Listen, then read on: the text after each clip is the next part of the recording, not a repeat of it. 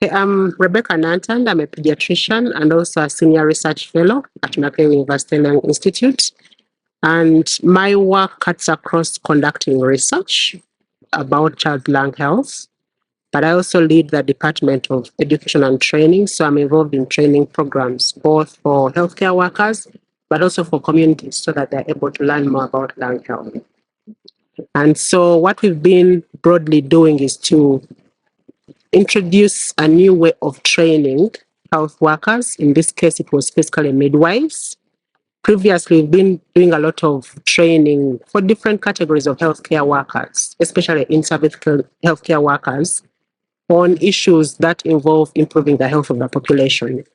But we've been doing like using hard copy paper, going in class, and sometimes going in the community. This time around, we've done it differently in a very exciting way, where we've used an electronic platform, or what you call a digital platform, where we sat at a round table and then all the material was on the digital platform. We didn't have the flip charts, we didn't have the handouts, and people were able to get exposed to a new way of learning. So from my observation and what we've been going through, I think it's something that's quite exciting. So yesterday, we had a group of 3 midwives who we called the district level facilitators. So they went through what we call a training of trainers. So that was very exciting. And then within a short time, I think less than 24 hours, today, we called another group of midwives, the 10 midwives from different primary care facilities within Jinja district. So the people we trained yesterday now had to train their fellow midwives. You can imagine having to deliver a training after being trained just less than 24 hours ago. But it was quite exciting to see that they really conducted the workshop, but the training quite well. They interacted and they seem excited about the way of training. But Sister, you had something to share with us. I thought that would be true and peace. Hell and heaven, where do you want to go? Because after around 10 years, the lungs are still growing. But around 10 Members, years, I would they are not request sure. that you repeat reading the question and understand it very well. What is this question telling us? Sister, you had something to say. They said growth continue until around 10 years. yeah, I think first of all, the fact that it's video and it's the person who was doing the narration, as it were, was somebody from here, was very exciting. But in another perspective, looking at how we've traditionally been doing this kind of course, he talked about the material, how to go through it. And so he didn't actually have to come and be part of the team. But all the material as it was needed has been delivered.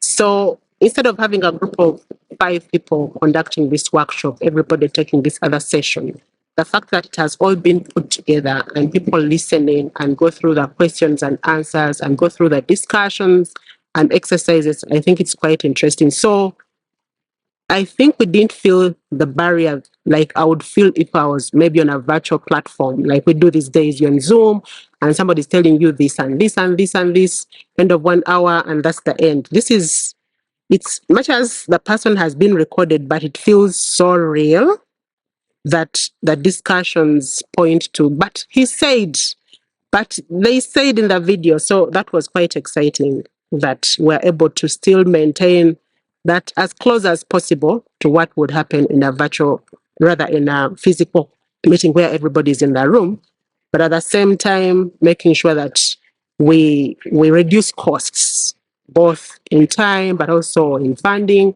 Not everybody has to leave MLI to come and just have this course for 2 days. And that's why I was the only one from MLI that came, but the course has been delivered because other people made their inputs in the electronic form. I think they did a great job. To be honest with you, I put myself in their shoes. If yesterday in the afternoon, I went through the material. Remember, these midwives, even who have been facilitators, were meeting the subject for the first time. And it's not a common subject in most of our communities. But the fact they were able to grasp the concept around biomass smoke, its effect on pregnancy, its effect on the unborn baby, its effect on the child, and the ways it can be reduced, so that within 24 hours, they're able to deliver the same message to their counterparts in an exciting way, giving explanations, because it wasn't like clicking the next button, they paused, they asked questions, they gave explanations, they held some discussions. I think that was excellent. Yes. And so this gives me hope that once we have this really project rolled out, with more facilitation, with more practice, because now we already have at least a team of 3. The more they'll do more of this, then it's going to be really just perfection. And they'll even be able to be involved in the training of other trainers. And so we have less of Rebecca coming too, from MLI coming here, and maybe we might have less of Stuart coming here. Yes, but it was really well done, according to me. Yeah, I think one benefit, like I already mentioned, we have this problem of human resource capacity in most of our institutions. But if I was to conduct the traditional training, I would have to divide the entire module. Rebecca, you will facilitate this, and Santo will facilitate this, and so on. So the fact that we use pre-recorded material, but in a very exciting way, means that not the entire team has to leave their stations to come. And so that really cuts cost in terms of transport, in terms of welfare, and all the other things. That's number one. But also, when you look at the way it was facilitated here, within a short time, we're able to go through and teach the facilitators. Usually, most training of trainers, at least traditionally, may take 2 to 3 days and things like that. But the fact that during the facilitation, even the people who are being trained had an opportunity to have hands-on the gadgets, be taught how to go through them, and continue to be guided. And then when they came to train others, they were in charge. So you'll find, I think we're likely to use, in terms of cascading the training to other places, I think that cascade of reducing the number of trainers needed in a room to deliver a course is going to be much less. And yet we'll be training probably the same number of participants. Yes. Yeah, because the message is pre-recorded. The people who are trained to be facilitators got exactly the same message with the people who have been trained today. So the source of the message remains the same. It's the person delivering it that changes. And so that is very helpful because it maintains consistency of the messages that are being delivered, what might come up, other questions, and then the clarifications. But yes, I agree with you.